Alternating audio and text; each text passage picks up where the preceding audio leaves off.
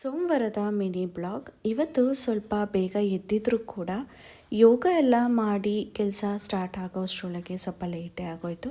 ಇನ್ನು ಪೂಜೆ ಎಲ್ಲ ಮುಗಿಸ್ಕೊಂಡು ಒಂದೇ ಸತಿ ಅಡುಗೆ ಮಾಡೋದಕ್ಕೆ ಬಂದಿದ್ದೀನಿ. ಇವತ್ತು ಮೊಳಕೆ ಹುರುಳಿಕಾಳಿನ ಬಸ್ಸಾರಿನ ಜೊತೆಗೆ ಸ್ವಲ್ಪ ಪಾಲಕ್ ಪನ್ನೀರ್ ಹಾಗೆ ಚಪಾತಿ ತಿಂಡಿನೂ ಕೂಡ ಮಾಡ್ಕೋತಾ ಇದ್ದೀನಿ. ಸಾರಿಲ್ಲ ಅಂದರೆ ಸ್ವಲ್ಪ ಕಷ್ಟ ಆಗುತ್ತೆ, ಸಾರು ಬೇಕೇ ಬೇಕಾಗತ್ತೆ. ಆ ಕಾರಣಕ್ಕೆ ಸಾರನ್ನ ಮೊದಲು ಮಾಡಿಕೊಂಡು ಒಗ್ಗರಣೆ ಹಾಕ್ಕೊಂಡು ನಂತರ ಕಾಳನ್ನ ಬೇಯೋದಕ್ಕೆ ಇಟ್ಕೊಂಡಿದ್ದೀನಿ. ಹಾಗೆ ಇನ್ನೊಂದು ಕಡೆ ಪಾಲಕ್ ಪನ್ನೀರು ಕೂಡ ಗ್ರೇವಿ ಮಾಡ್ಕೋತಾ ಇದ್ದೀನಿ. ಹಾಗೆ ಇವಾಗ ಪಾಲಕ್ ಪನ್ನೀರ್ ಹಾಗೆ ಸಾಂಬಾರು ಕೂಡ ರೆಡಿ ಆಯಿತು. ಇನ್ನು ಚಪಾತಿ ಹಿಟ್ಟನ್ನು ಕೂಡ ಮುಂಚೆನೇ ಕಲಸಿಟ್ಕೊಂಡಿದ್ದೆ. ಇವಾಗ ಚಪಾತಿನೂ ಕೂಡ ಹರ್ಕೊಂಡು ಮತ್ತೆ ಕೌಂಟರ್ ಟಾಪ್ನ ಕ್ಲೀನ್ ಮಾಡಿಕೊಂಡು ಬ್ರೇಕ್ಫಾಸ್ಟ್ ಕೂಡ ರೆಡಿ ಮಾಡಿಕೊಂಡೆ.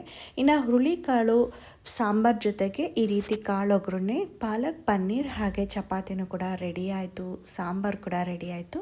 ಇನ್ನು ತಿಂಡಿ ತಿಂದು ಆಫೀಸ್ಗೆ ಹೋಗುವಂಥ ಸಮಯ ತುಂಬ ಡಿಲಿಷಿಯಸ್ ಆಗಿ ಟೇಸ್ಟಿ ಆಗಿರುವಂಥ ತಿಂಡಿ ರೆಡಿ ಆಯಿತು. ಈ ವಿಡಿಯೋ ಇಷ್ಟ ಆಯ್ತಂದರೆ ಲೈಕ್ ಮಾಡಿ. Thank you.